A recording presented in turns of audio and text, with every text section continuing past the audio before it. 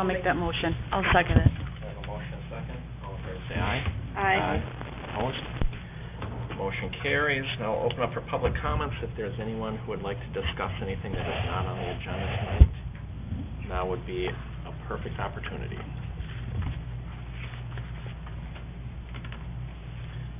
Seeing none, we'll close public comments and move to the consent agenda. Anything on the consent agenda needing clarification?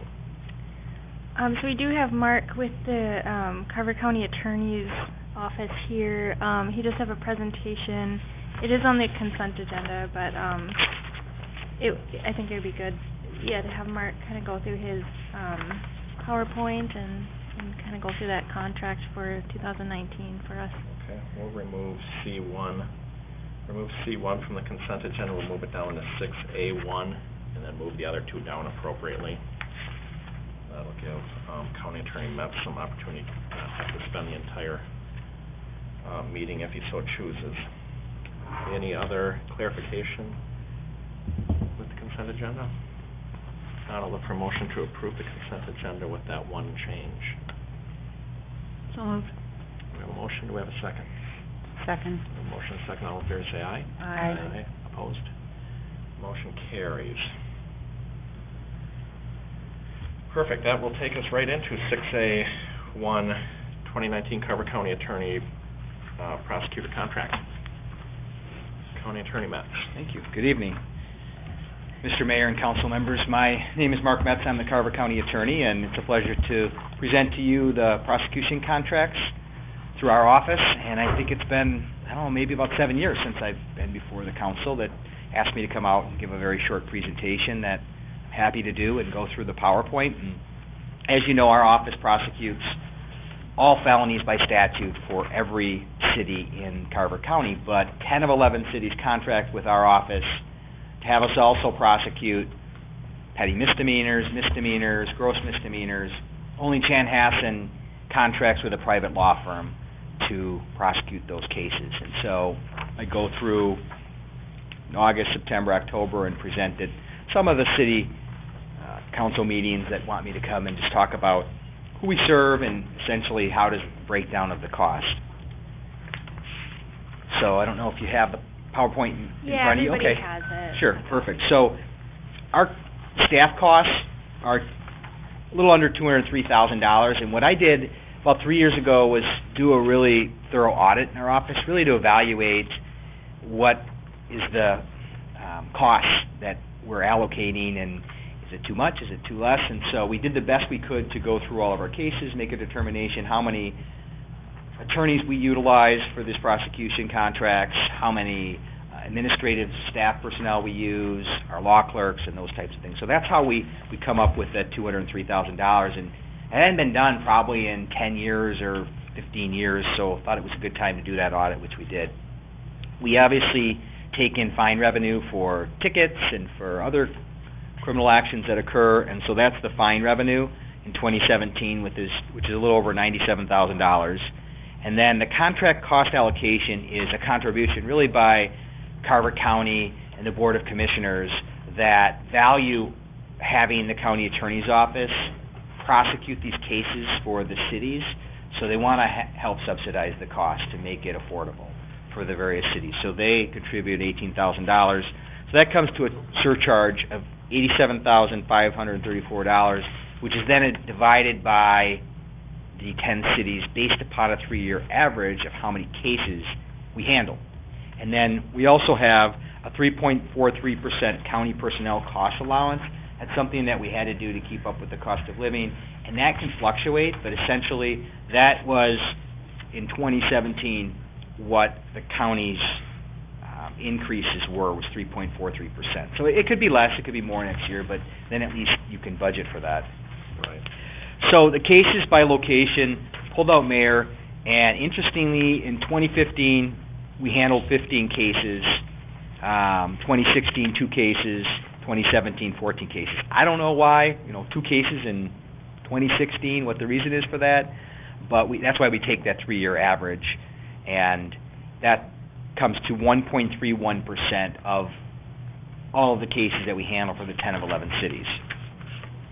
So last year the rate was $894.38. It increases because of the caseload increase, did a few more cases, and then that allocation increase. So the rate that we're proposing is $1,148.83 for our office to prosecute for these cases for 2019. As I think I indicated, that was an increase. It's $254.45 of an increase. Another slide shows a comparison. I wanted to include that slide of all the 10 of 11 cities, so you can look and see, okay, well, what is Chaska, for instance? How many cases do we handle for them? And Carver, and some go up, some go down.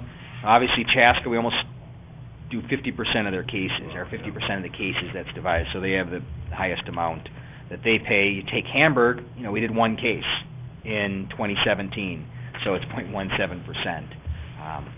So that gives you a little idea, and then the contract rates and caseload, again, breaks it down.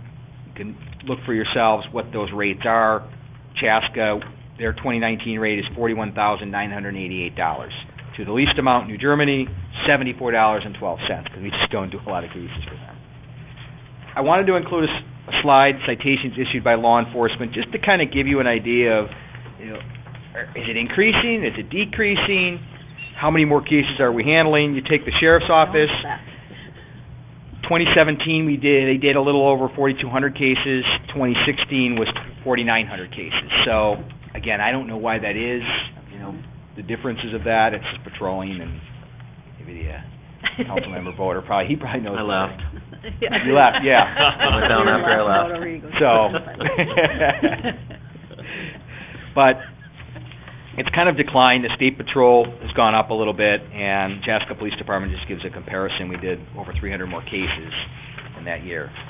So that's the end of the hard portion of the presentation. We have 33 employees in our office, and I really like to always say that it's because of their dedication and their public service that I think we provide a very high level of service. We pride ourselves on that. I think what we do is we are centrally located. We try our best to be attentive. So if you have questions or people get a ticket, they have the right to come in. You get a speeding ticket, you have the right to come in on a Monday morning and talk to the prosecutor and say, here's my situation or circumstances. I admitted I was speeding, but I don't have a record. Is there something we can do, because I don't want to have this on my record? And we'll have that discussion, and we want to give that service, so we want to have that one-on-one attention as well, and we want to be attentive if you have an issue with somebody that is just not complying with some ordinance violation. Let's say that they won't pick up their garbage in the backyard. You sent 3 letters. We're at our wit's end. Call me up, Mark, what can we do about this? And we're able to assist. The last thing we want to do is bring people to court on those cases, but it's something that we do if we do everything we possibly can. And so, as I indicated, it's because of our fine people that really work hard every day to give the highest level of service, and I appreciate the opportunity on behalf of our office to prosecute these cases for you. Yeah, I think it's been a great relationship. I know we've been contracting through Carver for quite some time. Any idea what our numbers are in this year? Are we down around the 2? Yeah. Halfway through? Are we up more in the 10? I don't know. I didn't run those. No, that's where we're at this year. Even once that 2 drops off, yeah, and we start leveling off, I still don't see it going up a great amount. Yeah. In future years budgeting, but that 2 is obviously keeping us down for 3 years. Yeah. But one more year to go. It is what it is, and I like the algorithm used. I like the formula used for this. It does make it fair and a level playing field. That's, I think, the way it should be done. So I appreciate that. Does Chanhassen have their own contracts because of their size, or? No, I think that's just traditionally how they've done it. They choose to contract with a private law firm, and I will say that we have a full-time victim witness coordinator. We have 2 of them, actually. We got a grant of over $300,000 a couple years ago to hire another victim witness coordinator, and that's critical that we have that intensive service. When you're a victim of a crime, then you can contact our people and really be involved in that with sheriff's offices right there. So I think that's pretty important, and we have 5 prosecutors in our office as well. So one of them, our new prosecutor, is dedicated to these types of cases as well. But I don't know why they choose to do that. I think that certainly we provide a high level of service, and we don't have any other practice, so that's what we do. It doesn't matter whether we do 5 cases or 50 cases. That's our job, and that's what we're going to do. Right. Well, good. Any other questions? Comments? Perfect. Well, thank you. I appreciate Yeah, you thank you. coming in and running through it quick Yeah. like this. You bet. I Thanks. appreciate that. Yeah, have a good night. Thank you. Thank you. So now I'll look for a motion to approve the 2019 Carver County Attorney's Prosecutor contract. I'll make that motion. We have a motion. Do we have a second? I'll second. We have a motion and a second. Any further discussion? All in favor say aye. Aye. Opposed? Motion carries. Thanks, Mark. All right, Maggie, that will take us now to 6A2, which is Financial Investment Quarterly Report. Okay, You so too. I know you guys probably haven't had a great deal of time to look at this, so we'll go through it. I'll try and cover the highlights. So this is our second quarter report. We've been working with Abdo, getting them the information so that they can put this together. On page 26, it kind of gives us our cash and investments balances. So in our checking and savings, we're at, currently we're at about $1,098,365, and then our investments are about a little over $4,200,000. So that's kind of where a lot of that's where our total cash and investments is about a little over $5,300,000. And then it kind of breaks down where our investments are. We have our checkings and savings amount, our money market, and then our negotiable CDs, which later on in the packet, it kind of outlines where those are spread out. On page 27, you'll see kind of the general fund cash balances. They break it out between, for 3 years, 2016 to 2018. Currently, our revenues are at 30.1%, and this is just because this is year-to-date for the 6 months, and that's because our local government aid and our tax payments come in July. So that's why this is only till June. So we'll see an increase in the next quarter. And then right now, in our general fund, so if you look at the 6 months, like 100% of what we budgeted for, we used 83% of that. So we're below what we've used below what we've budgeted for. So does that make sense? Mm-hmm. So if it were 100%, we've used 83% of our 6 months cash that we've budgeted. Of the 6 Oh, months. it's 6 months. Of the not 6 year. months, not of Okay. the year, not of the All year. right. I was like, oh, 80, that did not make sense. That didn't make sense to me either. Yeah, no, I had to clarify We're that 7% too, under 'cause for that the was, 6 months, or yep. 17%. Yeah, okay. So if you go to page 29, that kind of gives you a little bit of an explanation of the revenues, kind of where they're at, and then at the bottom, it'll kind of show you kind of the discrepancies, kind of why we're up, like really high in some areas and really low in some areas. So revenue, we've had quite a bit of building permit revenues coming in higher than we budgeted, which is good. For we haven't received, for the fire contract, we haven't received payments yet. We usually get those in July from the townships. And then in expenditures, our audit services are paid in the first half of the year, and we had some additional unbudgeted services from Abdo, Eichenmeyer. And then fire wages, the expenditures are low because we pay at the year end. And so that's kind of under budget right now. And then parks maintenance and projects we haven't really gotten those, all those going yet. Page 30 kind of gives us a balance of all of our funds. This includes our enterprise funds. This just gives us a running total of where everything's at. I don't know if you have any specific questions on that. And then 32 gives us an outline of where our investments are currently.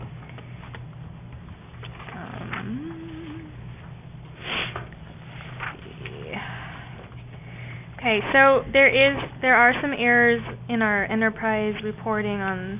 So right now, on 34, 35, and 36 are water fund, sewer fund, and storm sewer fund. They're actually all, if you look at it, it shows like I think for the water and storm sewer, it shows like a negative, but actually our revenues are more than our expenditures right now, so they're going to make that change, because I talked to them today and I was confused at why it was showing that. Can you say that again? So our revenues that we're bringing in with like our fees are above right now our expenditures. So we're bringing in more revenues than we're spending right now in all of our enterprise funds. But in this document, I think there was she had acknowledged that there are some issues with the number, like their formatting. So it's showing a negative on the water, and it's showing expenses being more than revenues in their formatting than the opposite, which is that we're bringing in more revenues than we're spending. By in which column? By in the unfavorable column, in the variance unfavorable?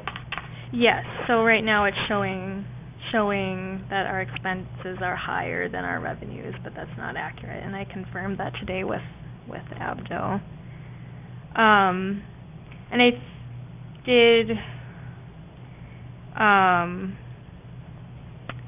let's see, they do have some explanations next to some of the revenues and expenses, kind of where some of our expenditures have gone, which is purchasing water meters and well repair expenses.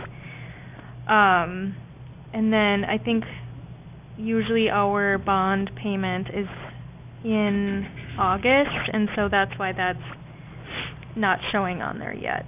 So we still have those payments that are coming up. And so that's probably why a lot of our expenses are lower than what we've what we're planning on, because we haven't made those high principal payments yet. And that's So that's what the difference is, or well, is there wrong number? I'm still a little so confused by what they've said. So she just said that her formatting is, I think what it's not supposed to have the parentheses around it. It's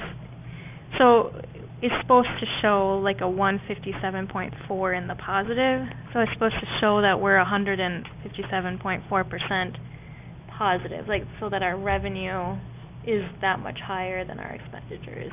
But for some reason she said that the formatting that she used, like, for some reason made it negative. So she just has to reformat that. And I can confirm that, but that's what she explained to me today, that it's supposed to be the reverse.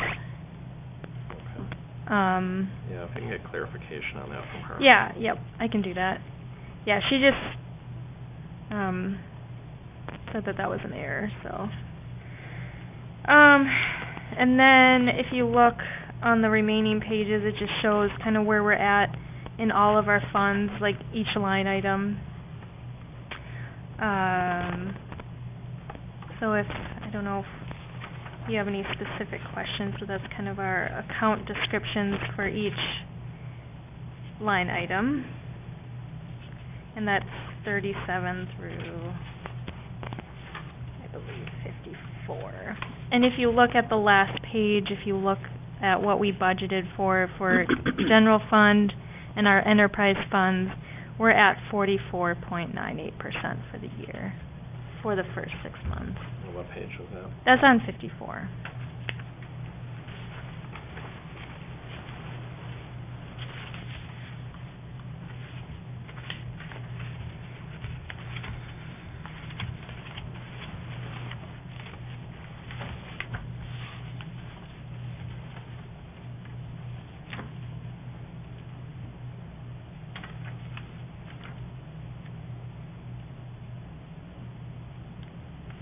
again, is this now for 6 months? Mhm. This is for the entire year. This now is, This one's now for the Okay. entire year. so we've spent 44.98% Mhm. in 6 months, okay. Yep. Okay. Any other highlights on there, Maggie, anything else? I don't think so. That was kind of the highlights of the report. If you have any specific questions, I can. When did they notice that error? I noticed it today when I was going through it, so I just reviewed that today with them. And they couldn't have corrected it before tonight? It was in the afternoon, so she just said that she would make a corrected version, and I can get that out to you. I know what I would do if that was my accountant. Okay. It just seems unacceptable for a document like this that we count on for information, and we pay them for their expertise for that, Right. to end up here like that. Yep, I can get that. But good job catching it. Yeah, absolutely, for sure, Yeah. for sure, 'Cause great on your side. we need accurate reports. Yeah. Yeah. Do you know why the accountant costed at about $25,000 more than what we budgeted so far? I know that some of it is the audit, so we just had, I Oh, think that with the comp review. transition. Did they do something with the comp review? No, they didn't do anything with the comp review, but with the audit, I think with the transition of admin staff, with 3 different people in, I think it just took longer We were than, using them. and it cost more money than That's a lot of money. yep. And then they're also doing, we approved that they would do these reports for us too, which are, I think, but it's not the entire thing. I think most of it has to do with the audit, that it just came in over budget because of transition, so. That's a lot. And that's one of the things that we're hoping that when we do these reports, like, we've been catching a lot of things, and we've been working together to make sure that that we have a partnership, that when the audit comes next year, that they pretty much will not have that much work to do, because they're monitoring all of our financials now, like, every quarter. So any issues that they see, we fix them right away, and so I don't foresee them having any issues with the next audit. I think it was just. They'll still charge us the same amount. And I can ask them if they foresee it going down because of this.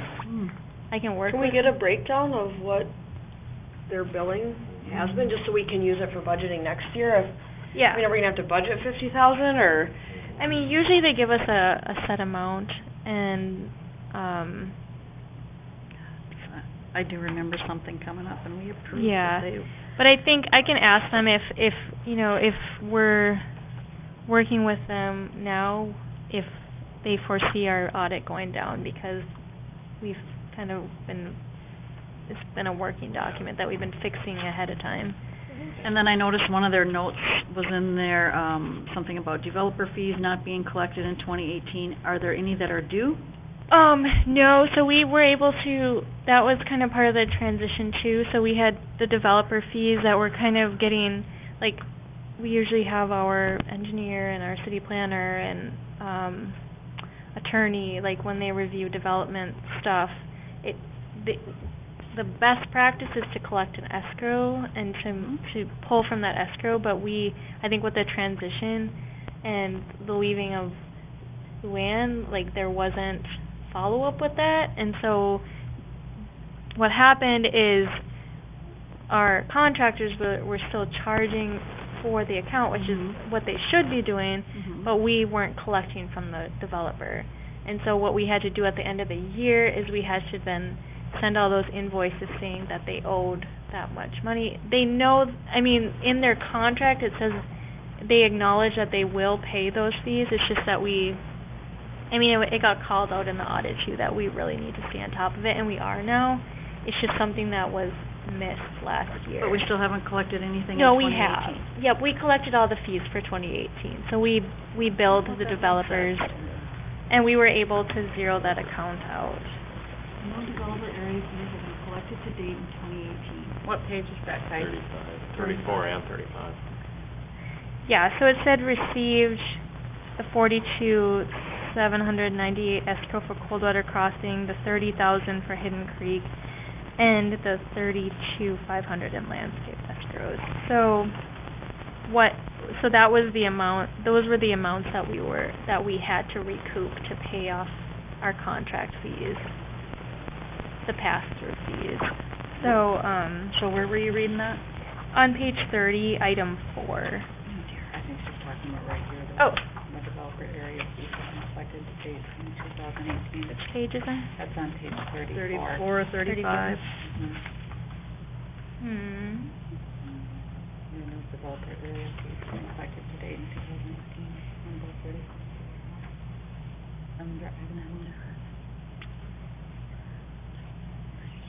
No developer area fees. I'll have to ask them because we have received all of our fees. So I don't know why it says that. Okay, so then that was my next question. We do have escrow set up for the developers. We do. Now we And I have do, mine yep. in them. Okay. Developer area fee. So I am confused as to why they're saying So, that was. under that, okay, it says Okay. received developer area fees in 2017. No developer area fees have been collected to date in 2018. Okay, so developer area fees, if I'm right, Dave, those are the fees like that, we didn't have any development happen in It's 2018. different than the escrow. It is different, I apologize. Our last one should have been Hidden Creek 7th and Coldwater 7th. I got it. Right, and that was collected just in a 2007. terminology thing and me not knowing So these the are difference. specific Okay. to the water and sewer funds specifically, and we didn't collect any in 2018. Right, right. And So we those, shouldn't have. as part of the development agreement, were collected in 2017. Okay. So then, with this new development coming probably to the council soon for Coldwater 8, we'll collect more. But yeah, there wasn't anything in 2018. So, sorry, I misunderstood. And I know a couple months ago, we had asked, how much money should we be having in our savings? Yep. Did you talk to the accountant about that to find out how much we really should be having in there? I did, and what did he say? He said, so the amount that we have now is what he recommends, and that's why we pulled out about, what was it? I think we pulled out like $1 million or $800,000, and we Yeah. put it in investments. Mhm. And so where we're at right now is what he recommends, and that's why that $800,000 got pulled out for investments, because he thought we were putting too much in our in our savings, and we can get a higher interest rate if we invest it. So about $1 million-ish is kind of where we need to be sitting in our checking and Yep. savings. For Mhm. cash on hand, Right. or liquid cash, okay. Okay.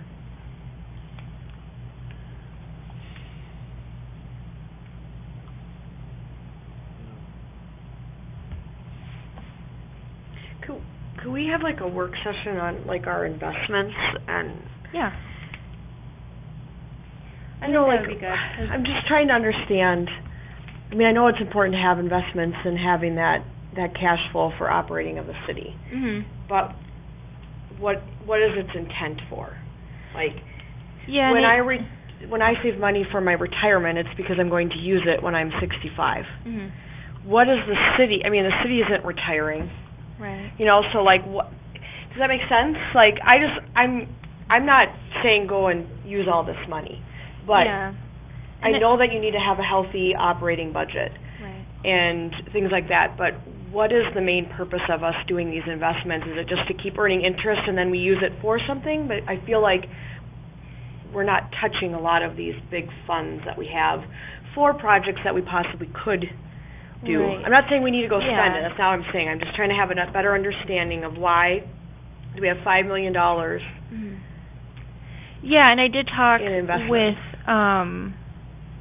Steve McDonald with Abdo about that, and he did say that it is something we can look at. He did say that right now, putting the investments, or putting the money in investments right now is essentially to just earn interest and keep it kind of in a good place. But yeah, he said, and I did ask him, I said, what if there are projects that come up that we want to do? Can we pull from that? And he said it's really situation based. Like, it really depends on what projects we want to do. And but he did say, it is good to have kind of that emergency fund. Right, as like well. I wanna see, like, be healthy. There's a calculation, though, for Right. that. We should know what our annual Yeah, budgets and- are, and you have to have 1.5 times that, or whatever that Right. number, Mhm. there's He talks about a that when he comes calculation and... for that, yeah. Yeah, and I think we can. So I think it's definitely worth Yeah. sitting down and getting a handle on this, and what is the intent and the future of this. Yeah. What, I think it'd be good. I Why mean, is it I'm. there?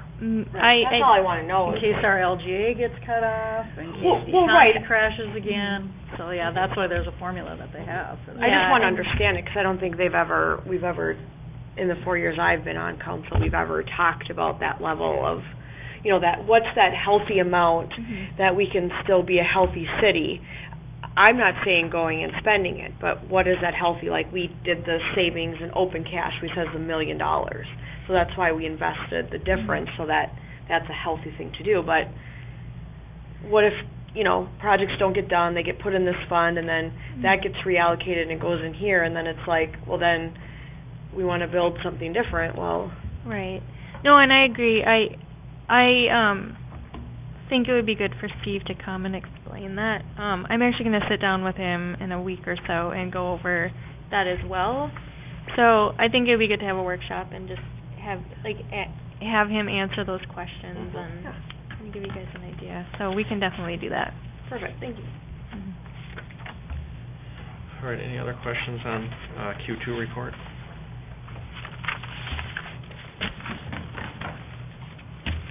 All right, and let's move to, thank you, Maggie. Let's move to 6A3, which is the speed limit monitor, County Road 30, Highway 25. Yes, I don't know a whole lot about this yet. I think the idea was just to have a discussion. It sounded like there were some concerned residents about the crosswalk next to Casey's. I know right now we're in the process of, and it'll come to the August 27th meeting, those signals, because we were getting pricing on those. But I think there was some interest in actually having like a flashing speed limit sign. Is it? Actually, what had happened was, there was something posted on one of the neighborhood Facebook pages, about how drivers are flying into town and reaching 30 miles an hour at County Road 30 versus the crosswalk at Casey's, coming northbound. The other day, 7 kids were in the crosswalk, and the utility truck behind this person was continuing southbound, made a break for it. They had to slam on their brakes. First of all, the person was not going 30, and second of all, his rebar was not locked down. So what they're looking for is they want one of those speed limit signs that tells you how fast you're going, right in that Casey's area. So, because people are not abiding by the speed limit, people are not abiding by the crosswalk.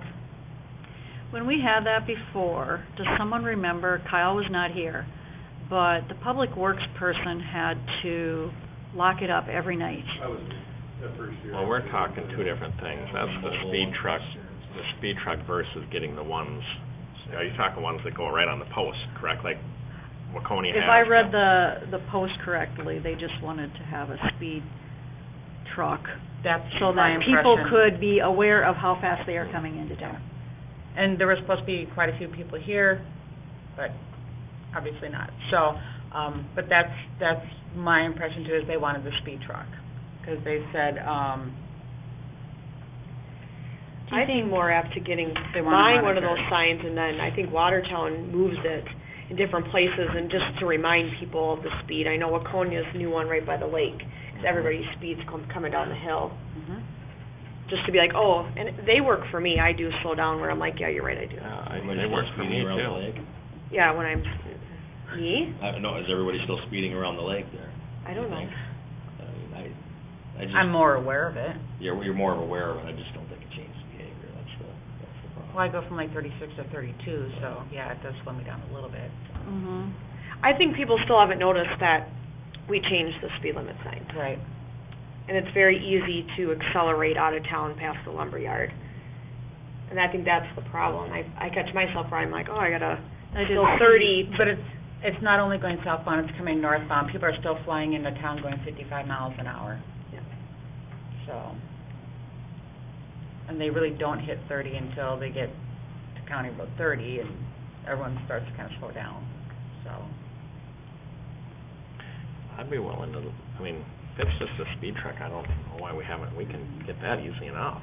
Yeah, they just. Are you The talking about the trailer? sheriff's Yeah, the one? sheriff's trailer, we get that easy enough. I Kyle mean, has to have the time to make sure that it's whatever. Is there a reason Yeah. that they didn't know? To see if they still have it.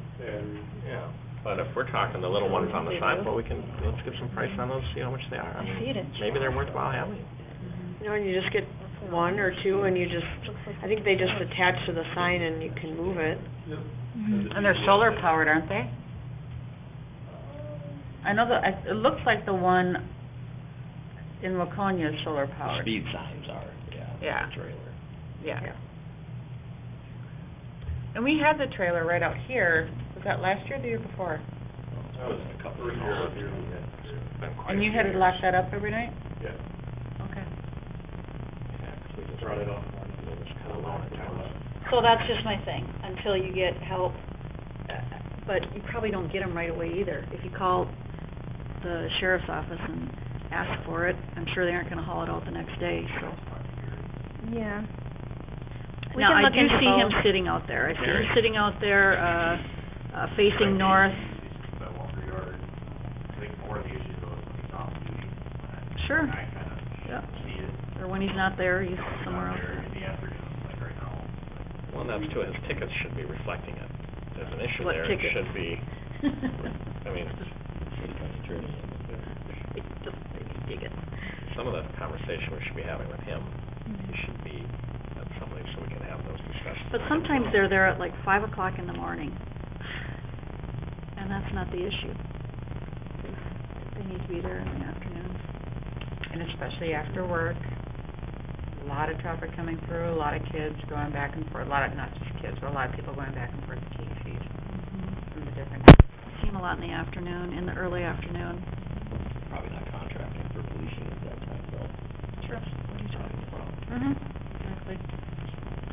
Personally, I'd rather see whatever it is we would spend on a, radar sign and just increase the enforcement in that area. I've said it a ton of times here, that if we want to change behavior, we've been trying for many years to try to get people to slow down, we, change speed limit signs, And it's an enforcement issue. And I reached out to this person because I said, make sure you contact the sheriff's office. And this person said that they did, and they were basically told nothing can be done about it because they don't have enough patrol to sit in one location. Well, and that is the truth. That is the truth, but, I mean, I wouldn't think expect it's them just to. also- That'd be bad. But I think we also just need to kind of keep on the sheriff, like, this is a problem area, and we need this. This is a priority of ours, we think should be addressed. At one point, we asked the commander to, when safe or towards zero deaths time comes around to, if they can target our area for, enhanced state DPS funded, staff, grant. to come out and, work the area. So I guess we'd ask if that ever happened. But, it's an enforcement issue at this point. Like when I was in Victoria, I always told people that when they call and complain about people speeding, when they want something done, they want enforcement tickets written, be ready, because it's still going to be people that live in town. So where's the disconnect? It seems we have this conversation more than once. So is it the disconnect, the message getting to our town cop, or is it disconnecting to the sheriff, and they're not getting where we think that disconnect is? I think I did have a discussion with Gary recently, because I think in his last report, there was a question as to why he was giving out so many warnings. And I think his response was, he was trying to educate people, but if the council wants more of the tickets, that you guys can go for that. And he did say, like Eric said, that people will like it. But It should be content, yeah. or they might be upset. But if that's kind of the direction to go, like instead of, because I think especially with the speed. Yeah, right? There's nothing to be upset about. Right, so. Can we have like him, I know he was just here, but actual discussion to talk about it, you know, like, can we pull out his report, like how many warnings? I mean, I feel if we gave residents enough warnings. Every month. You know, now it's time where we can't just keep giving warnings, now it's like, okay. But then on the other hand, you know, 'cause one thing that made me think about what this person was saying on Facebook is, it seems like it's a lot of utility trucks, the vans, the semis, so maybe people who don't necessarily live in town, it's people just passing through town, you know, workers and things like that. So, I know. That isn't their first time they've been helping. No, but I'm fully aware of, like, in one particular town that I would frequent, on my job is, we know where the traps are, we know where the cops sit, and we notify other coworkers of, look out, there's a speed trap, or, you know, there's 4 officers over here. So word gets out. When you start getting tickets, word gets out that in that area, you're careful. And you pass it on to your coworkers, you pass it on neighbors. Hey, be careful, because they're handing out tickets, so maybe it is more of an enforcement thing at this point. You don't speed on 100 in Edina. Or Because you will get Xerxes tickets, and or whatever, going in wherever St. it is. Bonnie. Yep. Yeah, there's certain areas, yeah. St. Everybody Bonnie, knows 'em. don't speed on Highway No, 7 in and I St. Bonnie. firmly believe in the, you know, the balance of education and enforcement, because that's just good policing. But Yeah. we've been talking about this, And I agree, I think we've been talking about this, we're talking about the crosswalks, and we're not getting it, and we gotta get something done, and I was some of thinking these, I that's, think, we really need Gary, when something's gonna get on the agenda like this, we need him here. So we can talk, and if he can't make it, we have to go to the next. Maybe he has different input, and we're getting those disconnect playing that, you know, maybe some of the residents, you know, after hearing what Gary says, maybe it's perception that it seems people are going faster, and it's really not an issue based on his professional opinion, you know, working in the industry, or probably from true, you know, too. so there may be some perception problems that we're just not getting, you know, so sometimes we just need to get them here and. Other cities are kind of doing what the residents are talking about, the speed signs and the crosswalk signs, all, you know, Waconia's putting them in, Watertown's putting them in, it's like, so residents see that, so that's what they like, so that's what they request, you know, so it's kind of that, you know, And I don't put it wanna, up and they'd be just thrilled, you know. and I don't wanna discount, you know, the residents on what they're saying, No. if they think Right. there's an issue and we wanna deal with it, but, I wish someone would be here so we could get those and find out what the problem was. I know social media at times can be a little bit of a hindrance on things, and just things start spreading, but I'd like to squelch, you know, and get what we have to get and get the right information, so we know what we're going after. We also need to follow through, and I thought we were going to, with some sort of education of the pedestrian. I can't tell you how many, I see more people walk into the crosswalk thinking they're safe than what I do seeing vehicles violate the I crosswalk. thought, isn't there a presentation, isn't there something on the city website? Yeah, I think there's Crosswalks. something I that thought was there's some educational crosswalk material out safety, there, I think that was put out before I got here, but Yeah. it's on We the need to, website. And Channel do a 9 does campaign. something on the news every single year in the spring, every single Right, year. and I think it's, you know, it's all about finding balance, like, I think there's responsibility for both parties, yeah, like, yeah. and I think pedestrians can't rely on, they have to be aware too. Or and- teach your kids. I don't think a lot of people know that you have to get off your bicycle and walk it across the crosswalk. Mhm. I never see anybody do that, ever, Yeah. including on the trail, but there's no crosswalk there, so I guess they don't have to get off.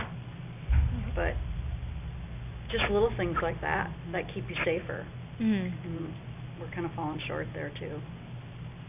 Because I do get the feeling that they think if they get all these things put in place, that they're gonna be safe in the crosswalk. And it's just a misconception that I'm not willing to stand behind. Well, all cities are putting them in now too, so it's just kind of gonna be complacent to it. Yeah, so everybody's gonna kinda get trained in on sidewalks or crosswalks a little different now, just because they have the lighted, so it's kinda changed a little bit. in my Yeah. mind. So, Yeah, I'd like to. The speed signs do make me think, though, Mm-hmm. because people who travel the road every day just travel mindlessly. And it's like, oh my gosh, that's right, I'm going that fast. They definitely make me think when it's an area I don't drive every day. Mhm. The one by Waconia and the one that was in Watertown, I know they were there, I drove by them at least all the time. They don't do anything for me. Hmm. I typically don't speed. I do slow down too. I slow down. I slow down. Fake news right there. I mean, if we were looking at a sign that we could use portably to move around, I mean, definitely not out of Mhm. the realm of possibilities. Let's get pricing on that, but I think we need to have, maybe even the next meeting, Meg, if we can have Gary here, we gotta get this stuff resolved. What are Yep, we gonna and do? then let's have pricing by the next meeting. And if it Yeah, means we get can out make there and some sit there and give decisions. ticket after ticket, so be it. I mean, Mhm. you're breaking the law, you're breaking the law. What are people gonna get mad about? Right. I mean, slow down. I'll That's- break it on the crosswalks, I'd like to get all this resolved and But, be yeah, done. where are we on the crosswalks? I know your weekly report always says that we're still working with them. Yeah, so we were working with Dave, and then Yeah, Maggie. my weekly report, yeah.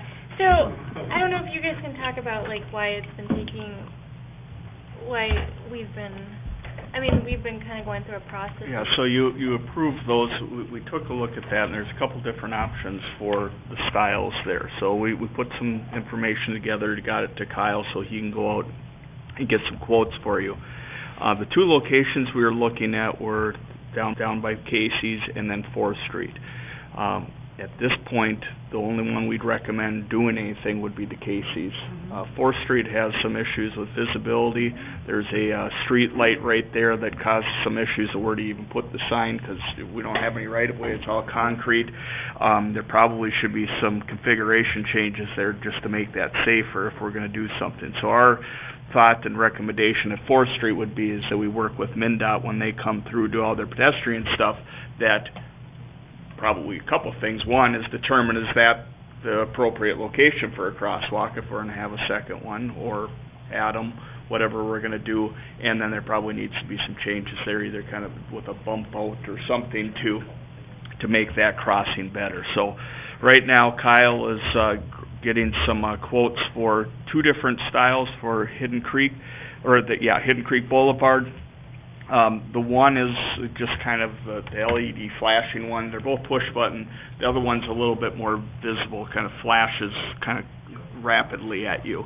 The one that flashes more rapidly has better compliance than just the LED one that has the few lights around it, but it's also more expensive. So we were going to get quotes for both those styles to bring to you and let you decide. Depending, we didn't really have a real complete understanding of what the difference in cost was. So depending on how big that spread is, we can have a discussion about what seems more appropriate there. Knowing that, again, we believe the one is more effective than the other, but if the cost is completely disproportionate, Because I know we've then been that might talking not about be. this, according to my record, since May 9th of 2016. Oh, yeah. So, we've been trying to get a crosswalk sign there for over 2 years, and I thought that, Well, I we recently talked about it read- 5-9. Before we get too far off the agenda item of speeding, which is then going in a crosswalk, so I don't want to get too far. Can we have this, is it too soon for next council to have this on council, bring in the quotes for the next meeting? Can we have it? Yep. And have crosswalks on, and again, I just don't want to get too far off the topic of speed limits, but. Once a crosswalk is put somewhere, is that where it stays? Or, I could swear I just talked to someone about, that they were having a discussion on whether that's the best place to even have a crosswalk. And I can't remember who it was. Gary's Was it recommendation. Gary? That was Gary's, and again, we can talk about that next week Right, also. yeah, when yeah, that he gets had into the 2020 some concerns with that project. location. Yep. I mean, to your point, Liz, absolutely, we've been talking about this, we have to get this done, get it resolved. I know back in 2016, there was some talk about them, and council decided not to put them in at that, so there have been some, we're not doing anything, now we're back maybe doing something, so Well, it took a while to get a Let's response out of MnDOT. get it resolved at the next council meeting if we could, Maggie. Yep. And again, I'm just trying to keep it more to the speed limit, but I appreciate the updates on that. All right, anything else on speed then? Okay.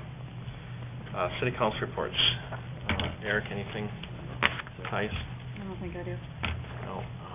Nikki, anything to report on Liz? No, and I have nothing myself at this time. Then I'll look for a motion. Any other business?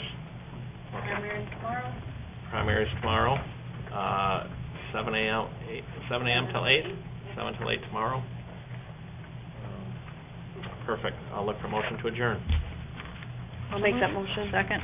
We have a motion and a second. All in favor, say aye. Aye. Aye. Opposed? Motion carries. We are adjourned. Is there any, Maggie, do you need any time? Can we jump right into the work session? All right, we'll jump right into the city council budget workshop meeting. Okay, so I'm actually gonna push the fire department preliminary CAP up, 'cause I know Rod has a meeting that already started, but, All right, we'll move B So- up to A to B. So I apologize, I didn't put numbers on the pages. So I don't know if Rod, you wanna go through it. I know, it's on the second page, it's the proposed capital improvement, and my goal with just presenting these preliminary CIPs is just to give you an idea of what they look like at this time. I still have some work to do with kind of fitting it into the budget and how it's gonna look. And so this is just kind of with what each department kind of is hoping for. And I wanted some I think this meeting is to give feedback to each department and kind of what it looks like. So actually getting it put into the budget is another day, but this is just kind of the proposals. So Rod, do you want to start, or do you want me to go through it, or? Okay. Oh, you want me to go through it? Yeah. Oh, okay. So, I think for the fire department, we have the 2000, I think this is supposed to say 2019, the 2005 truck payment, but I believe already have that budgeted for. It looks like for 2019, there's the replacement of the radios, and then replacement of hose, tools, pagers, extraction tools, and miscellaneous items, so $19,000. I know we had done $100,000 for last year. We kind of put for capital in the replacement of the turnout gear, and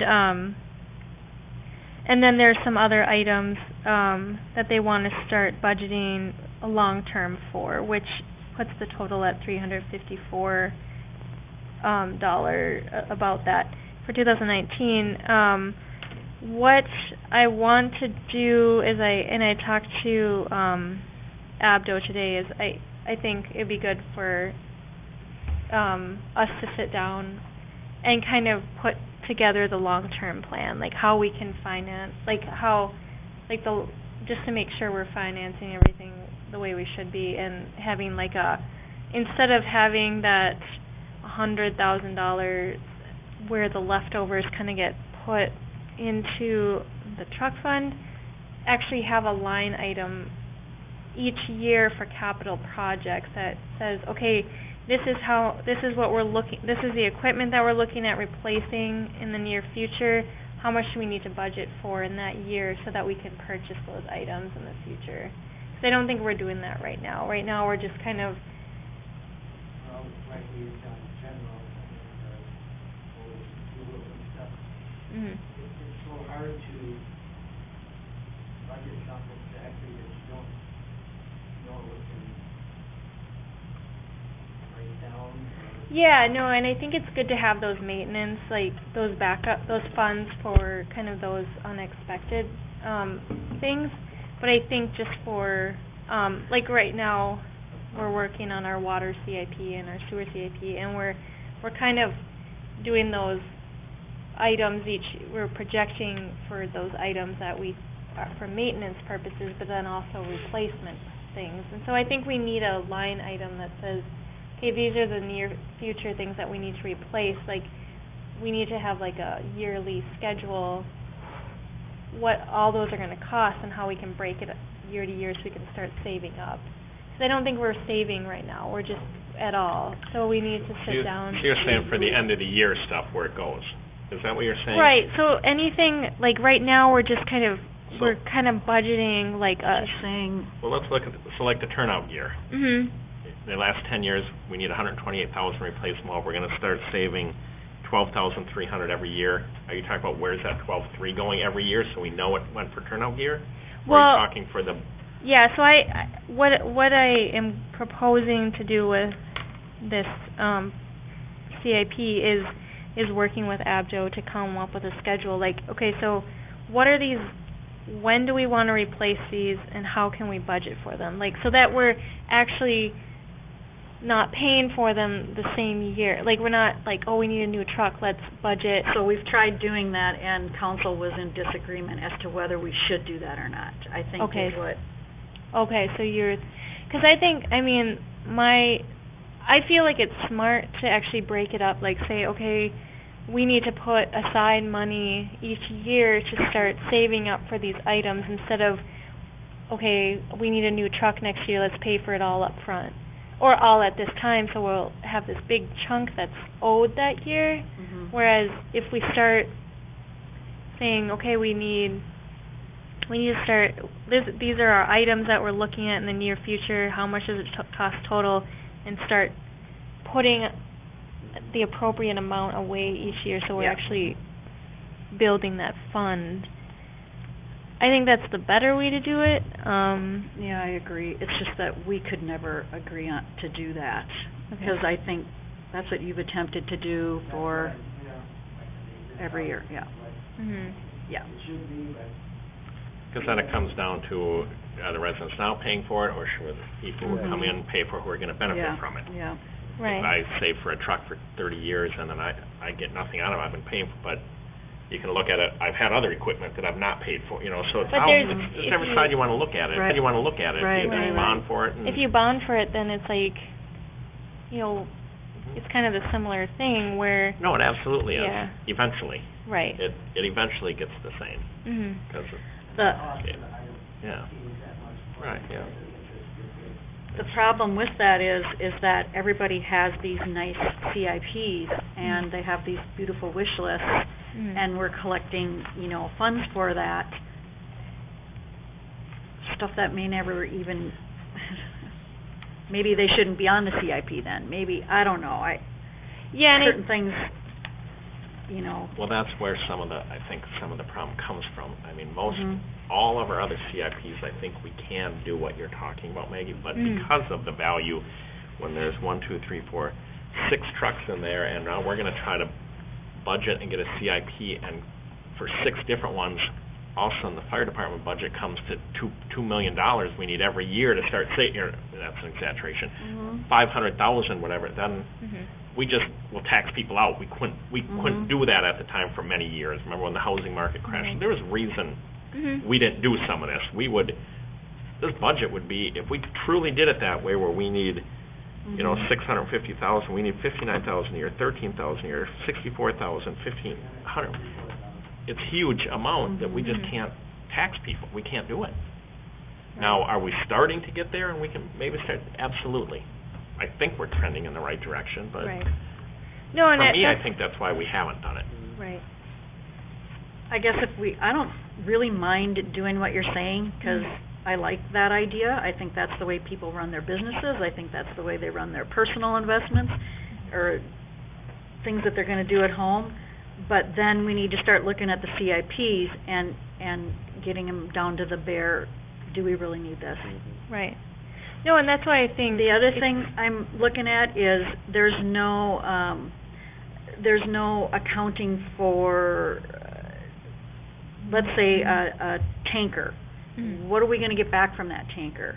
So we collected, you know, 300,000, well, maybe we get, you know, I know we aren't gonna get 100,000 for it, but let's say we do. Mhm. Well, that's not taken off of here. Right. It's hard to tell what we were gonna get for Mhm. things that we're replacing. The rescue truck and all of this stuff, the trucks that we're replacing, that should be accounted for. Well, everything If should we're have gonna start, depreciation. if we're gonna start, saving for them, Right. then we should also take into account that, well, it's not gonna quite cost us that much. Right. Or that could be our buffer if we were off. You gotta look at Sure. it the other way around. Yep, could be the buffer. Yeah. That could be our Mhm. Yeah. buffer that we were off Mhm. on our The numbers. 1989 tanker's probably depreciated as much as it Right, right. But some of them aren't that old. And either way, and I'm fine getting those numbers out in front of us and looking at them and saying, is this the way to go, and seeing how those numbers fit in, but, and again, I'll tell you, Rod, from where I stand on, if we start going that direction, I mean, you're gonna get a lot of pushback from you on, is this equipment necessary? I mean, we really start getting into that, and we've had those conversations, and I think I'm upfront with that, but, then it really comes down to how much of this do we really, because that, There's I grants mean, it and really starts donations getting that into a come lot of in money, that, yeah, and, I agree, there's but other not that that's a variables. bad thing, I mean, we should have those conversations. Maybe we save a percentage of, I don't know. Yeah, and that's why I think it'll be, like, I think it's good that you guys see this tonight, and then I think the next step is for me, and Abdo, not Steve from Abdo, and Rod to sit down and kind of actually If you need- see what it looks like. If and you need APTO at the beginning, I mean, if you and Rod can sit down and first do Yeah. it on an Excel spread and get it figured out what it is, Mhm. you guys should be able to get the initial parts done. Yeah, 'cause but- I think that in the past, I mean, I think as part of our, like, we have a contract with them. They ask for our CIPs every year so they can kind of, They put that into their they put report that at the into end their of the year. report. So I'll just, And I'm fine. but we'll try and work I'm fine on in getting this. those numbers, and let's take a look at them and see if that's the right way, and then decide, are you going off 70% numbers because townships are paying for some, I mean, how are, Mhm. what numbers are we gonna Right. appropriately use? Right, yeah. Because townships are paying a certain amount for Right. equipment, not a fire station, but the equipment. Mhm. I mean, You know. I like seeing this, you know, knowing that we bought new turnout gear this year. So we now know that in 10 years it expires and that we need new gear. I mean, that's a Yep. pretty simple one. We know that our air tanks have a lifespan of this. Yep. I mean, I agree with those things. Those are things, Absolutely should be on there. you know, I like to see the truck stuff, but I also would like to see, like, is it tanker 2 that's getting replaced? You know, like, and, you know, like, does that make sense? Because we have more than one tanker, right? Mhm. Yeah. You've got the year on there. Mhm. Well, right, so, but is that tanker 2 replacing, so that would become tanker 1, and then tanker 1 now would be tanker 2? Not necessarily. Not necessarily? Okay, I don't know, Don't go by the numbers, that's kind of a, Well, people who aren't in the department don't know. Yeah. first one out of the door is faster, so, you know. Yeah. Well, right. What the next one might be. Because didn't we do that with the engine, though? Like, we sold our engine 2, but I'd like to see, like, what, you know, why are we, you know, I know we're replacing because it's 1989, but a little bit more detailed, that's...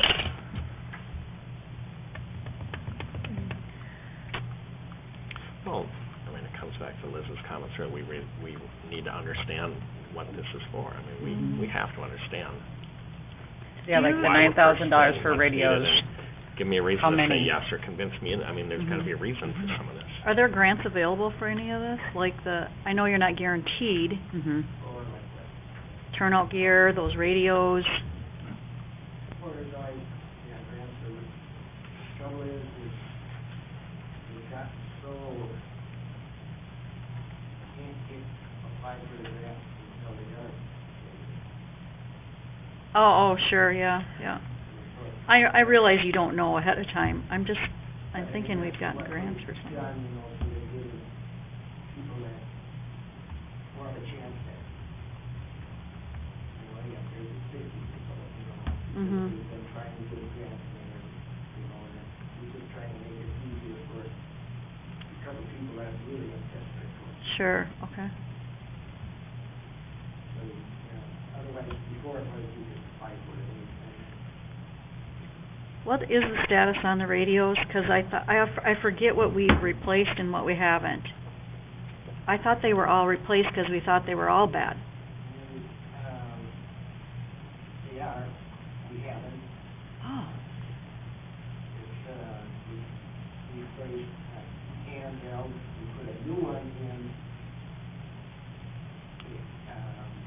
engine, and then I think we bought a new one for the other engine because all the, because it wasn't working and there's no parts for it. Do you have any of those older radios left? So Um, if they're not, the problem is they're not being serviced, or there's no parts for them, so they're being phased Something out. happens to them, but, both tankers and, Vespi Clow, the large, Vespio, radios need to be used.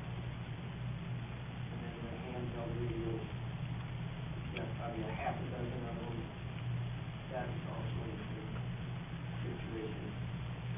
Yet, put them in for repair, it costs you $300 for a $500 radio. Yeah.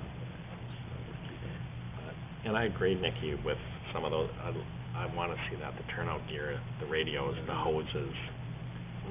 Consumable the- items Yeah, seem to things make like sense that, we need to, those absolutely should be on there. But again, to that point, is at the end of the year, then, when 12,300's there for turnout gear and a certain amount are there for radios, we need to know, it has to go into that line item when we transfer it out too, Yeah. so we have That's what Maggie's good, yeah. saying, then you have a separate We line have item. to have those. That stays there and it Um, doesn't just get thrown Yeah, back so into. essentially I think that's been some you, of our disconnect also. right, it would be like a line item that you actually wouldn't use that year. It's all, it's what you levy for, but then Yeah. you put it into a fund Mhm. where you reserve it for future purposes. Perfect, yep, that's what we need. Mhm. So, yeah, I'd continue to work on that and get some of those numbers and let's see what they look like. I like seeing this. Mhm. I do like Absolutely. seeing it.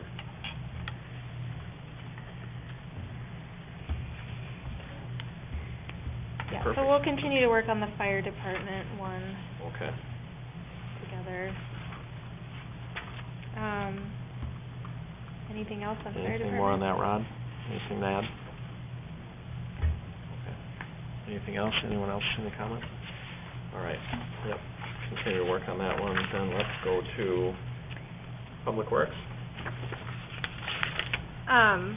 And I know, Dave had an update on which we'll probably be doing at the next meeting, is the, pavement study and then the water CIP, draft. Yeah, so both those documents are done. Maybe was out last week, so she has them now and can get them distributed, but, kind of picking up on the conversation you just did. The goal of looking at the streets was to really get a feel for what should we be doing to take care of these things, make sure they have the maximum life possible before we have to reconstruct them, and, what is the cost associated with that. So, we've done that, we've gone through that, I won't spend, really much time on it, but basically broke it down into mill and overlay, and seal coating, and then we have kind of the east side of town here that we need to look at what are we gonna do with that. We've overlaid those, but at some point we'll probably do for reconstruction, so we'll kind of have to talk about how that moves forward, but, city has about 10 miles of road, and, what we're looking at is that we would, recommend mill and overlay on those, take a couple inches off, put 2 inches on when the road gets to be 20 years old, so. we're Is there a Uh, document that we're supposed to be looking at here? No, No. It'll be distributed, I just wanna let you know Good, that it's okay. coming, Yeah, 'cause I can't- so we're kind of, basically recommended that, when road reaches 20 years old, that's when we would look at do a mill and overlay project on it. New pavements, we would seal coat those when they're 5 to 7 years old, something like that, and then, we have these to reconstruct, so that'll be coming for you to take a look at, and we can continue to talk about it, but, it ends up being significant dollars, over the next 15 years, all of your roads are gonna be 20 years old, and so they would be due for a mill and overlay in, really in the next 10 years. all that new stuff that we have is gonna be at least 20 years old. So, you know, you end up adding all this up with the reconstruction, the mill and overlays, and the seal coat in your about $5 million. So, we'll get that out to you, but that'll be something we gotta just start talking about is, you know, how does that, what's the appropriate way to spread that out? We've kind of just ticked it every year that you would come up with a schedule that we've developed. That may or may not be appropriate, but again, a document to kind of get you thinking about. It gives us that tool that we asked for, and that tool we Significant infrastructure that needed. you have, and what's the plan to take care of it, and how do you go about funding that, if you're to keep up on that. And then the capital improvement plan for the water is also done. We've got hard copies of that also, and so that'll be distributed to you. So I won't go into detail tonight, but again, that'll all be available for you. Then this is during budget discussion, and some of it's, okay, what do we do this year for next year's budget? Some of it is longer term thinking as to how do you start figuring out how to pay for these fairly significant costs as they come up. So do you think we'll capture that in a separate CIP, Maggie, when we get that? What are your thoughts on it? Kind of similar how we have now, Well, kind of since, public works, we have Yeah, so- wastewater and yeah, so we're gonna have the mineral the people. sewer CIP, the water CIP, but the enterprise CIPs, I always have on the schedule for later because our enterprise budget isn't due as soon as the general budget. But since it was a document that Bolton and Mink, we requested them to work on, I want the council to approve it kind of at a regular meeting, because it was something that, and presented at a regular meeting, because it was something that we asked them to work on, And I so. can do that. But that'll, could be a separate CIP. Yeah. That's what I'm Yep. asking. Okay. And roads are always gonna be tough, because, you know, Yeah. water is an enterprise fund. You have an income that is associated with those Yeah. expenditures. Same with the sewer. The roads just kinda, you know, when we reconstruct them, we've got an assessment policy, which may or may not be appropriate anymore. Right. Mill and overlays is more considered maintenance than anything, so anyway, we'll continue that discussion, but you'll have Gets that us those tool as we guidelines, move it forward. gets us those guidelines at least, Yeah. because And we do get, if we don't take care of them, they will have to be replaced at a Yeah. much higher cost eventually. and we do get like a really small, small amount from the state, like it's a small cities, have you heard, from the state. So anyways, we get a small distribution for street management because we're under like 5,000. So we get a little bit, but it's not a whole lot. It's not near the 5 million is what I'm hearing. Not quite. Okay. But, so then, back to the Public Works CIP, this one's more based on equipment that will need to be replaced in the near future. Kyle, I don't know if you wanna, Yeah, I can just swing through real quick. Go through it I was quick. hoping to give my snow plowing presentation before this, so kind of keep an open mind, and, I mean, granted, things should be taken off and everything, so, I got the mower on a 2-year replacement, so that'll be due next year. 1-ton utility, I would like to have another city truck for the public works department, being that we have 2 guys now. Riding around in one truck together is kind of monotonous, it's kind of like, we can do it, we got the Kubota and everything, and it works good, but when you're doing a project and then you gotta run for parts, or you gotta run and do this, it's just kind of, it would be nice to have another set of wheels. And when the 550 is down for repairs, we're without it for a while and tooling around the Kubota kind of gets old. So I have been utilizing actually the 1988 F-150 that the city has. We've got a transfer fuel tank in the back now, so we can haul fuel around, fuel generators, fuel the mower, and so having another pickup would be very nice. I got a plow truck and a loader on there, kind of different discussion, but I threw it on there just for fun, I guess. Then replace the John Deere tractor in 2020, that'll be about 8 years old. And then replace the Kubota RTD, I believe I have on a 5-year rotation. And then we just purchased a new Bobcat, and that will be on rotation in 2022. And then the 550 will be due, I have that on an 8-year rotation, and that'll be in 2023. So, quick overview of it. Yeah, and I think Kyle's gonna present the plow truck at the What's next meeting. the loader backhoe tractor, Kyle, in 2020, is that for snow removal? Is that part of that? Part of it. Is that part of that package? Yep, part of it. Okay. It wouldn't be necessary to do our own snow removal, but it'd be nice to have snow removal on a few other things. So, And what? a few other things, stormwater maintenance, manhole repairs. So outside of those two, the 225,000, the 140,000, everything seems small enough that we don't have to plan out in a 5-year. I mean, we don't have to put aside $1,000 every year for a replacement for the hustler, correct? Or Yeah, the only maybe the replacement of the 550 yeah.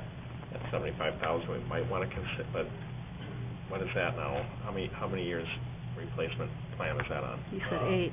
8, you said? Yep.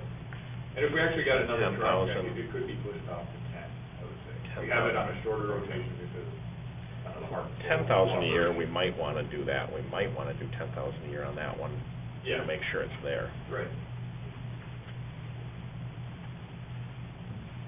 Okay. Yeah, it'll be interesting to have the conversation on the snow removal and, Yep. Yeah, and it's kind of, I think one of the discussions that we'll have, and this might be too soon to talk about because I know Kyle has a presentation, like how we'll budget for it. We do have funds in our capital budget that we could use it on if we want to just pay for it up front, but you can also bond as well. And right now, we budget, I don't know, we can wait to have this discussion, but it's just, we're looking at financing options too for next. Are you still shooting for this year, in this year's budget, or yeah, that's what. with your presentation? Yeah, 2019. we'll do it, Okay. hopefully next, at the work session, this coming work session, I'll be able to do it, but not falling snow this year. So, okay. What was the question? To Okay. purchase it in 2019? Yeah, well, that'd be great if we do that, but in my mind, yeah, that'd be the way to do it, because we're on contract for 1 more year, so. So we have plowing through 2019. Yep. Correct. So So by at purchase the end it- of 19 for year 20. Yep. All right, anything else with that, with Public Works CIP? What's the lead time on the truck? About a year. Yeah, so it's a year out anyway, right? We ordered it now, probably get it May. So, a little less than a year, but most people would say it's a year. All right, parks? So we've been discussing recently at our park meetings kind of our future goals and our capital improvement plan. So we're kind of looking, we still have kind of projects to do in 2018 for sure, but then looking out into the future. So we do have some ideas of we try and stay within the range that we've budgeted for in the past, which I think is about 70. And so next year we have curbing at Meadow Park. We have some improvements. We kept that right. Parking. Park. Huh? Oh yeah, we have the skate park and then some new hoops at the basketball court in Blue Jay Avenue. We did have originally the parking area and road from Highway 12 for Meadow Park. And we were, 2020. okay, we moved that to 2020. But we're kind of doing research right now as to what our standards need to be for our parking lots. Because, you know, that definitely depends, that definitely affects the cost. Like, you know, if we're, you know, if our standards are that we need asphalt, then we need to budget for asphalt. But There was discussion for that Meadow Park parking where it comes off at 25. Some people wanted just gravel because it was just gonna be a parking lot, and it's like, well, with our ordinances, we wanna make sure that, so we're, that's yeah, why we're it's gonna, being put off to 2020, it's just for more time to research that. Yeah, I and think we're there is going an to ordinance on that. Right, so we're gonna discuss it at the next meeting. Yeah. And then we have 2020, we have the basketball court at Discovery Park, updating and replacing equipment at Discovery Park, which we still have to get quotes for. One thing we've been discussing is potential splash pad. We don't know the cost yet, but, I mean, it's just something, and how we're gonna finance that yet, but it's just something that, residents have relayed to our park commission that they would like to see.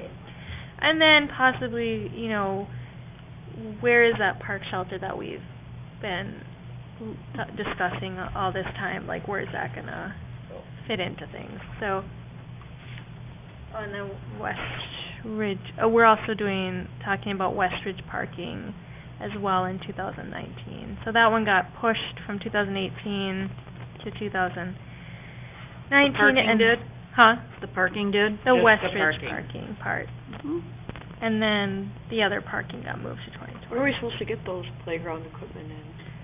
That I am bringing back to the park board, so I just have an update on that, and, so I'm still hoping for the fall, but, I just had an update that I needed to bring to the park. How much did that equipment cost? Well, the approved amount that we approved at the council, I think was like 42. Yeah, maybe it was, I thought 55 for some reason, but maybe it was 40. Yeah, I think it was. But they're giving us like, Which is the update. okay, so, So, all right, the original, yeah, okay. so, Because originally they gave us a $25,000 discount, which brought the price to $40,000. right. And so the update is, the way that they quoted it looks like a discount, but the way that, when I went back to them, they said it wasn't. So there's an issue there that the park board needs to discuss. So there was just miscommunication between what their report showed and what it meant and how I interpreted it. Either way, 50,000 is not adequate for equipment and a parking lot. I'm pretty sure the parking lot alone was gonna cost like 20 to 40, can you remember? I It remember was a pretty good sized parking lot. Yeah, so I think there was some discussion about that as well, like how are we gonna Right. finance that? And then also, what I'm bringing to the park board is kind of what that parking lot will need to be made of. So that'll go, since it's canceled for tomorrow because of the primary elections, it'll be the next Tuesday. I'll look forward to hearing about that, to Mhm. see what happens with that. Yeah, so that'll I'll get affect quote. our. So if we get quote, so I'll look forward to hearing more and get more Mhm. clarification on that. Yeah, so that'll kind of It's concerning. change our CIP a little bit too, so. I thought we all looked at that quote too, so we all read it the same way. I know, Yeah. it was really, Seemed clear, so yeah, I'll really look weird. forward to some clarification. And I think he realized it after, like, he was like, oh yeah, that doesn't look correct. Or that, I can see why you interpreted it that way, and I was like, so I was a little irritated with that whole situation. So, we'll get an update to the park commission, I will, next week, and then Can't even. see how we want to proceed with that. So what we authorized to purchase has been purchased, it's on hold. It hasn't, it's on hold you're taking until it we back. can Okay. get, like, if we want, my thing will be, do we want to purchase everything besides that sway fund for now, and then, or, Yep, work through it with park board, yeah, bring it back, so, just like I said, I'll be we'll looking. see what they say. I'll be interested to hear what happened with that. Yeah, like I said, a quote's a quote. No. All right, anything more on, I just think it needs to be, this CIP for the park board has to be much more. Yeah, it'll get cleaned up. I think this was just kind of our preliminary, plan at the moment. Very preliminary. And we just wanted to kind of get any thoughts that you guys had, if you. Could we have another joint meeting with them? Oh, yeah. 'Cause we haven't had one since March to kind of talk and I lay just out go each and part. don't shut up the whole time. I tried not to say anything. No, but just like to kind of get an overview by park, because I feel like there's lots of exciting projects that could take place, but it's again a lot of money. I mean, I think every department has a lot of huge asks in this round, which we've wanted them to put those out on the table, but we can't do all of them, When was the last time we had a joint, and is it gonna result in anything different than what we've already decided? Well, I mean, I always thought they were somewhat helpful, because I think they understood where the council was going, and not creating some big budget plan and CIP and then everything gets shot down, because, I'm sad that we had to say no to the parking shelter because it was so expensive, but then what's the plan? We still have a huge reserve of money, and again, it's another year we've gone by and we've got $200 and some thousand and nothing's getting spent, because every project we do falls through, so. I think at the last meeting, they kind of started to reconsider, maybe what it's constructed of, where it's gonna be placed, try to save some money on it somehow, as best they can. So they're just going through that process of, they were just as shocked as we were. Well, right, I'm not saying anybody did anything wrong, but I'm just saying now. There's also some old plans and stuff that should be pulled out. Yeah, But we could certainly maps do of that. the If we parks think it's necessary and the park Yeah. board wants some guidance. Won't hurt. We could certainly do it. Absolutely. We could also look at, eventually getting to the point where we have the CIP and the park chair comes and presents it to us versus, Yep. so we get some of that feedback where they're kind of going over the things they want to do, and, right, yeah, the answering chair some would questions. present these versus Maggie Yeah. doing it would seem to make some sense. And I know the park board has some new members too, that, just, Yep. I don't know, it's just an idea, I'm not. Yeah, let's think through that and maybe talk about it at the next meeting, see what the park board's thoughts are, if they want to have a meeting and if they feel it's necessary, and if we don't have to have an extra one, and it's, This is off topic, but I don't know if Maggie, it just popped in my head. So a couple years ago, we did a plan with Vinkemeyer on the wetland project, Oh, yeah. and we bought the land, and we paid all this money to restore it to a wetland, and then something about people can buy wetland credits.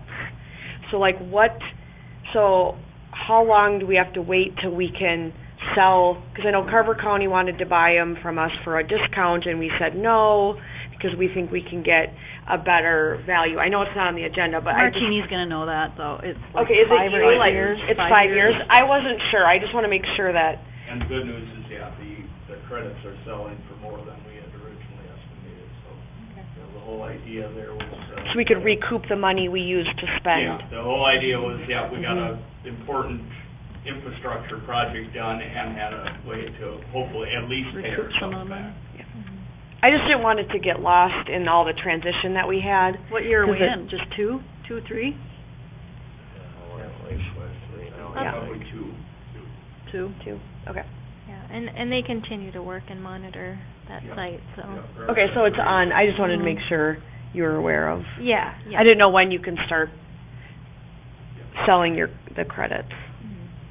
Because We'll have to get a sign. 5 years. We'd It's have to 5 get a years. si- We'd have to get a sign off, I'm sure, from them. Yeah, That's, yeah.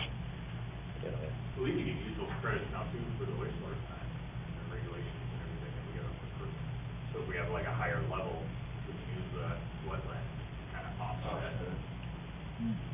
I can get you Yeah, exact just put number or time on that. yeah. I just don't want it to get lost in all the shuffling of, Right. you lose some of that history of what happened, and I'd like to be able to sell the credits so that the city can recoup the money, and that's the whole point of us doing it, was because it wasn't we could get that money back.